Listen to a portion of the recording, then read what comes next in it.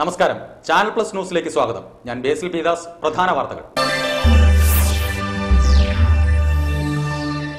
Endosulfan നിരോധനത്തിന് പുല്ലുവില. അട്ടപ്പാടിയിൽ endosulfan ഉപയോഗവും വിൽപ്പനയും വ്യാപകം. പുതൂരിൽ 19 പേർ എൻഡോസൾഫാൻ ദുരിതബാധിതർ.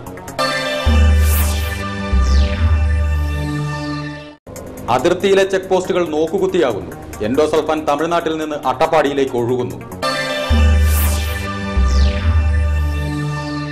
ഷോളയൂർ പഞ്ചായത്ത് ഓഫീസ് നാഥനില്ലാ കളരി. പഞ്ചായത്ത് സെക്രട്ടറി ഓഫീസിലെത്തുന്നത് വല്ലപ്പോഴുമെന്ന് പരാതി. മണൽ ലോബികൾ അഴിഞ്ഞാടുന്നു. ഭവാനിപ്പുഴ നീർച്ചാലാകുമ്പോഴും അധികൃതർക്ക് നിസ്സംഗത മാത്രം.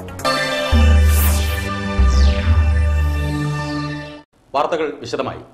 സംസ്ഥാന സർക്കാരും കൃഷിവകുപ്പും എൻഡോസൾഫാൻ കീടനാശിനി വിൽപ്പനയ്ക്കും ഉപയോഗത്തിനുമെതിരെ കർശന നിലപാടുകളുമായി മുന്നോട്ടു പോകുമ്പോഴും അട്ടപ്പാടിയിൽ ഈ കൊലയാളി വിഷത്തിന്റെ വിൽപ്പനയും ഉപയോഗവും വ്യാപകമാവുകയാണ്.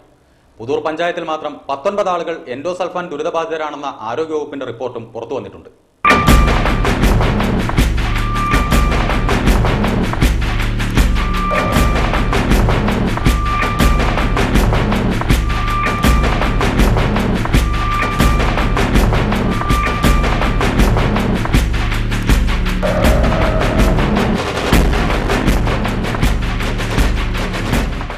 പുതൂറൂരിലെ ഷെൽവി എന്ന ആദിവാസി യുവതി എൻഡോസൾഫാൻ പ്രയോഗത്തെ തുടർന്ന് ഗുരുതരമായ ത്വക്ക് രോഗത്താൽ ദുരിതമനുഭവിക്കുന്നത് ചാനൽ പ്ലസ് പുറത്തു കൊണ്ടുവന്നിരുന്നു.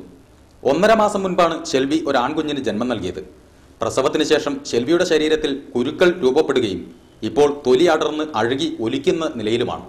ഇരു കൈകളിലും തൊലി അടർന്ന് വ്രണമായ ഷെൽവിക്ക് കുഞ്ഞിനെ മുലയൂട്ടാനും ഭക്ഷണം കഴിക്കാനും പരസഹായം വേണ്ട അവസ്ഥയിലാണ്. ഷെൽവിയുടെ കഥ ചാനൽ പ്ലസ് പുറത്തുവിട്ടതിന്റെ തൊട്ടടുത്ത ദിവസമാണ് പുതൂർ PHCക്ക് കീഴിൽ 19 എൻഡോസൾഫാൻ ദുരിതബാധിതരുണ്ടെന്ന റിപ്പോർട്ട് ആരോഗ്യവകുപ്പ് DMOയ്ക്ക് നൽകിയത്. പുതൂർ, ഉമ്മത്താമ്പടി, പട്ടണക്കൽ, രംഗനാഥപുരം, ചാവടിയൂർ, ആനക്കൽ, വീട്ടിയൂർ, പാലൂർ, മഞ്ചിക്കണ്ടി, അബ്ബണ്ണൂർ എന്നീ ഭാഗങ്ങളിലാണ് എൻഡോസൾഫാൻ ദുരിതബാധിതരുള്ളത്. ചാവടിയൂരിലെ ഒരു വീട്ടിൽ മാത്രം 3 പേർ എൻഡോസൾഫാൻ ഇരകളാണ്. ആരോഗ്യവകുപ്പിന്റെ റിപ്പോർട്ടിൽ പറയുന്ന ഇരകളെ തേടി ചാനൽ പ്ലസ് ചെന്നപ്പോൾ പുറത്തുവന്നത് ഞെട്ടിക്കുന്ന വിവരങ്ങളാണ്. എൻഡോസൾഫാൻ വിവാദം കത്തി നിൽക്കുന്ന കഴിഞ്ഞ 2 മാസത്തിനിടയിലും അട്ടപ്പാടിയിൽ എൻഡോസൾഫാൻ വിൽപ്പനയും ഉപയോഗവും വ്യാപകമായിരുന്നു. മേലെ ഉമ്മത്താമ്പടിയിലെ മുത്തുസ്വാമിയുടെ മകൻ മഹേശ്വരന് പ്രായം 12 ആയി.